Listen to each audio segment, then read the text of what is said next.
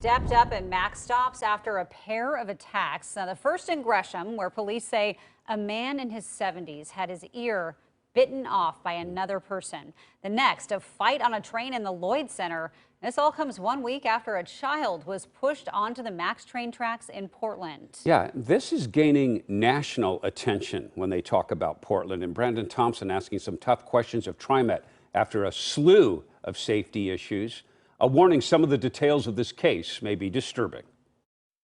We're at the end of the blue line here in Gresham, where riders tell us that after these latest incidents, they're starting to feel unsafe on Max platforms. A scene Gresham police calls gruesome. To find out that something that brutal happened at this stop where I would feel a little more protected, it's kind of baffling. Gresham PD says when they responded to the Cleveland Avenue station, a man's ear had been bitten off to the point that his skull was exposed. That suspect was arrested. I feel like they could do a little bit better with their security and making sure stuff like that doesn't happen. It's not just here, it's down Gateway and a few of the other stations, Gresham Transit Center right next door.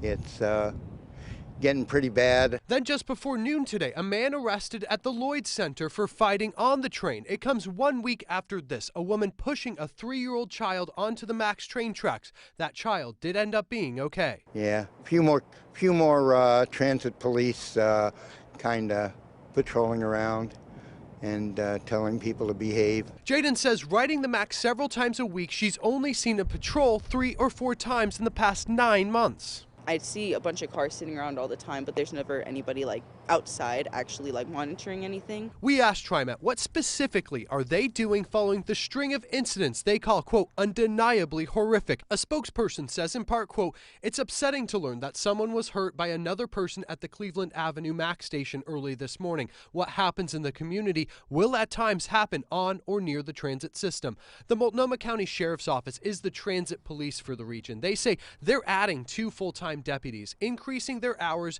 as well as patrols, and point to TriMet's unarmed security teams, safety response teams, and customer safety specialists. Gresham Police is leading the Cleveland Avenue attack investigation, but the Sheriff's Office says in part, quote, the 2 recent isolated crimes are extremely disturbing. Every day, we work hand in hand with our TriMet partners who provide a host of public safety strategies.